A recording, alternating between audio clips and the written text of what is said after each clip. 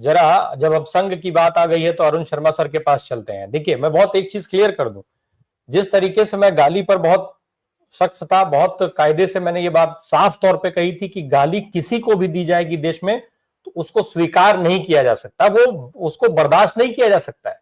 अब वो चाहे प्रधानमंत्री की मां हो या एक किसी भी सामान्य से सामान्य साधारण से साधारण व्यक्ति की मां हो, मेरी मां हो, प्रधानमंत्री की मां हो, मां मां होती है, उसको गाली किसी भी कोई भी देगा तो बर्दाश्त नहीं किया जा सकता है। लेकिन बात यह है कि जब आप अपने लिए रोते हैं और दूसरों के लिए आप उसी आचरण को फॉलो करते हैं तो फिर वो दोनों चीजें एक साथ नहीं चल सकते हैं ना, कि आप दूसरे को गाली देंगे, दूसरे की मां को गाली देते रहेंगे लेकिन अपनी मां के लिए रोएंगे, तो ये नहीं चल सकता है, ये तो सुधार करना पड़ेगा। खैर, अरुण शर्मा सर, संघ की बात आ गई, जहां तक एनजीओ में एक एनजीओ के मुखिया को जेड प्लस सुरक्षा दी जाएगी। देश में ऐसी लाखों करोड़ों एनजीओ रजिस्टर्ड है, कल को वो सब जो है चिट्ठी डाल दें कि ना भाई देखो, जब एक एनजीओ के मुखिया को आप जेड प्लस सुरक्षा दे सकते हैं तो हमें भी दीजिए, सारी एनजीओ मांग कर सकती है। इसका मतलब तो ये क्लियर है ना, प्रधानमंत्री ने क्लियर कर दिया कि सबको अधिकार है, आप सुरक्षा की मांग कर सकते हैं खट से सरकार से, और सरकार मजबूर है देने के लिए क्योंकि एक एनजीओ को दे रखा है उन्होंने, उनको सिक्योरिटी थ्रेट है, बाकी लोगों को नहीं है क्या?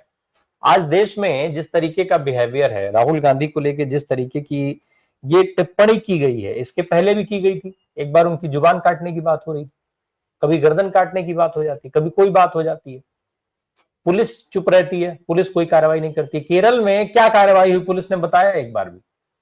प्रधानमंत्री और गृह मंत्री को क्या इस पर नहीं बोलना चाहिए कि ऐसा टिप्पणी करने वाला जो प्रवक्ता है उसको तुरंत हटाइए, गिरफ्तारी हो, उसकी आगे कार्रवाई हो? क्या ये नियम संगत चीजें हैं? ये कानून उस पर लागू नहीं होते हैं जो बाकी लोगों पर लागू होते हैं?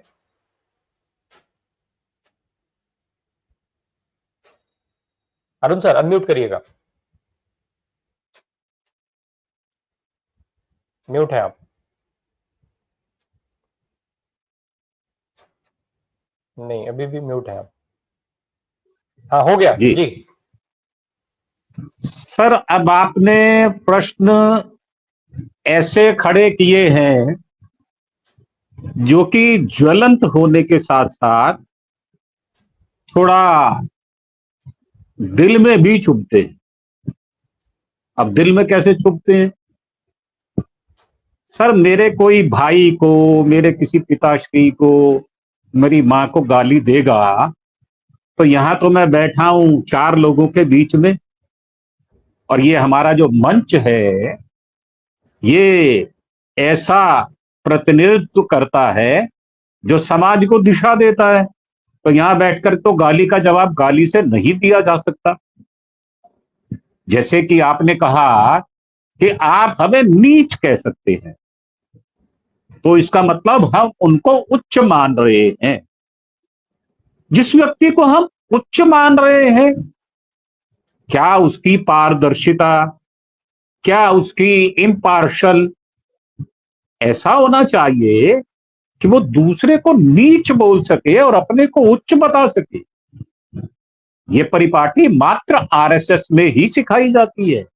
मुझे पक्का विश्वास है ये व्यक्ति अंधभक्त होने के साथ साथ चरण चाटू भी होगा। खुल्लम खुल्ला बोल रहा हूं, दो मुझे गाली, स्वागत है, सिर माथे पे 1000 गाली दो मुझे, मुझे कोई फर्क नहीं पड़ता। क्योंकि जो गाली देने वाला भंडार है ना, उसी काजल की कोठरी से आया हूं मैं। मुझे पता है तुम्हारी औकात क्या है।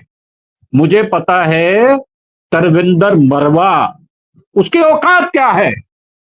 उसकी औकात यह है कि 3 बार का कांग्रेस का एमएलए, वो कहता क्या है, आपने शब्द सुने? आप कहें तो मैं पढ़ के बता देता हूं, मुझे कोई दिक्कत नहीं है। उन्होंने धमकी दी और ये कहा कि राहुल गांधी, तुम्हारा हाल तुम्हारी दादी जैसा होगा। अब अगर मैं इसको पॉइंट आउट इस तरह से कर दूं कि एक सिख क्या कह रहा है तो आक्षेप लग जाएगा, सिख भड़क जाएंगे 1 मिनट में। 1 मिनट नहीं लगेगा उनको। मेरे ही भाई हैं, मेरे ही खानदान के लोग हैं, भले ही मैं ब्राह्मण हूं और सिखों में ब्राह्मण होते हैं, ये बात याद रखना आप। हत्या किसने की थी? क्या उसको हम सिख मान ले? नहीं, हम उसको कातिल मानते हैं। ऐसे ही तरविंदर मरवा अगर इस तरह की बात कहता है तो इसका मतलब अटेम्प्ट टू मर्डर केस होना चाहिए। अब आपने बात कह दी केरल की, ये सर ये अभ्यस्त कर रहे हैं हमको कि हम कभी मां की गाली बर्दाश्त कर लें, कभी बहन की गाली बर्दाश्त कर लें, कभी हमारी बेटी को आक्षेप कर दिया जाए और इसके द्वारा एक माहौल क्रिएट कर दिया जाए कि सीआरपीएफ भी लेटर लिख दे। आपको पता है कि किसी भी पहले नियम क्या था? नियम यह था किसी भी प्रधानमंत्री के परिवार का सदस्य होगा तो उसकी सुरक्षा कौन करेगा? एनएसजी करेगा। सीआरपीएफ को बाहरी रिंग में, आपको पता नहीं है सुरक्षा कवच होता क्या है? 7 लेयर में सुरक्षा होती है। मैं पुलिस में रहा हूं, मैं बता सकता हूं कौन कौन सी लेयर में कौन कौन सा आदमी होगा। नहीं माना इंदिरा जी ने, उन्होंने कहा मैं इनको नहीं हटाऊंगी। एक सेट एग्जाम्पल पूरे विश्व के अंदर एक अकेला उदाहरण श्रीमती इंदिरा गांधी का। तो क्या हम अपनी जान ऐसे गवा दें जैसे राजीव गांधी ने गवाई थी? मैं सीधा आक्षेप लगा रहा हूं। नरेंद्र मोदी, अमित शाह कॉन्सिप्रेंसी कर रहे हैं। अभी राय साहब ने कहा मैं उनकी राय से इत्तेफाक रखता हूं, ये राहुल गांधी को मारने का षड्यंत्र रच रहे हैं। दोनों आदमी नाम लेकर बात कर रहा हूं मैं, नरेंद्र मोदी, अमित शाह, और उसके साथ 4 कॉन्सिप्रेंसर और भी हैं। अरुण सर, बात यह है कि जब इस सर तरीके का जब भी मैं आगे क्लियरिफाई कर रहा हूं मैं क्लियरिफाई। एक सेकंड सर, मैं एक चीज उसमें जोड़ना चाह रहा हूं केवल कि जब भी ऐसा कोई भी मामला आता है इस देश में, जब भी ऐसे सवाल उठाए जाते हैं देश में, केवल सवाल पूछे जाने वाले की ही सारी जिम्मेदारियां तय की जाती हैं, उसकी सारी कमियां गिनवाई जाती हैं। आखिर सरकार ऐसे किसी भी सेंसिटिव इशू पर जवाब क्यों नहीं देती है? क्यों राहुल गांधी को गोली मारे जाने के की जो है वो टिप्पणी करने वाला आदमी, उसके ऊपर कोई कार्रवाई नहीं होती है? क्यों उसकी गिरफ्तारी नहीं होती है? क्या आखिर दिक्कत है सरकार को? अभी भाजपा के किसी नेता पर ऐसी टिप्पणी किसी ने की होती तो क्या वो गिरफ्तार नहीं हुआ होता? अरुण सर जी बिल्कुल होता, 100% होता। मैं यही कहना चाह रहा हूं बार बार कि तो ये पक्ष वाले एक देश में 2 तरीके से कानून को दो क्यों जी जी दो हैं, 2 कानून। राहुल गांधी की स्पीच को आप ध्यान से सुने, उन्होंने क्या कहा कि राम मंदिर में राष्ट्रपति को निमंत्रण नहीं दिया जाता क्योंकि वो कौन से कम्युनिटी से आती हैं, वो दलित हैं। नहीं चाहते नरेंद्र मोदी कि एक दलित राम की पूजा करने राम के मंदिर के अंदर बैठे। वो चाहते हैं कि ये जो ब्राह्मणवाद है ना, ये मनुस्मृति है, इसको लागू करना है। दरअसल बात यह है आज इनको उधेड़ा जा रहा है। आप YouTube पे देखें पुराने मसले, उनकी YouTube की वीडियोस कितनी बाहर आ रही हैं। कोई नहीं डर रहा इनसे, एक आदमी भी नहीं डर रहा। कैसे पंड्या को मरवाया गया, कैसे वहां पर शंकर सिंह वाघेला को अलग किया गया, कैसे मेहता को अलग किया गया, कैसे वहां पर मैंने तो आपको नाम लेके एक बात कही थी, भावना चिकालिया और 3 और महिला सांसदों का उपयोग किया गया और उनको अटल जी को यह शिकायत की गई कि हमें उन्होंने छेड़ा। मतलब कि ऐसे ऐसे शब्दों का इस्तेमाल किया गया वहां पर जो कि एक नीच प्रकृति के लोग कर सकते हैं। और आज भी अगर आप देखें, एक ब्रिजभूषण शरण सिंह नाम है, क्या बोलता है वो आदमी, एक वो हिमाचल का प्रेसिडेंट है, वो किस बात की गाली देता है।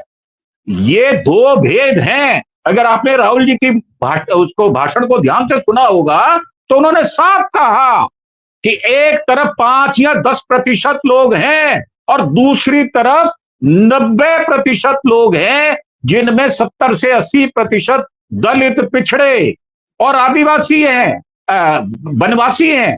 तो मेरा मानना यह है यह नरेशन आज से नहीं बनाया जा रहा, यह 1925 से बनाया जा रहा है। और इनके जितने भी संघ के सरसंघ चालक आए हैं, कभी आपने उनके चरित्र को पढ़ा? गुरु जी के बारे में आज किताबें लिखी जा रही हैं। एक हमारे यहाँ दयाल सिंह कॉलेज के एक हैं प्रोफेसर, उन्होंने 7 चैप्टर में आरएसएस का एक चैप्टर डाला है, जिसको अभय दुबे साहब ने बखान किया, एक वीडियो बनाया गया है। मेरा मानना यह है कि यह होगा, हमें सावधान रहना होगा, किसी क्षण भी कोई भी बुरी खबर आ सकती है। ये कह देना कि राहुल जी को वो बुलाते हैं, मैं तो साफ कह रहा हूं, मेरे जैसे आदमी को ऑक्सफोर्ड की बाहरी दीवार तक भी नहीं जाने दिया जाएगा, क्योंकि मैं उतना पढ़ा लिखा नहीं हूं, मुझे उतना ज्ञान नहीं है। परंतु ये चिढ़ते इसी बात पे हैं कि जो वोट चोरी के प्रमाण दे दिए जाते हैं और उनका जवाब नहीं होता।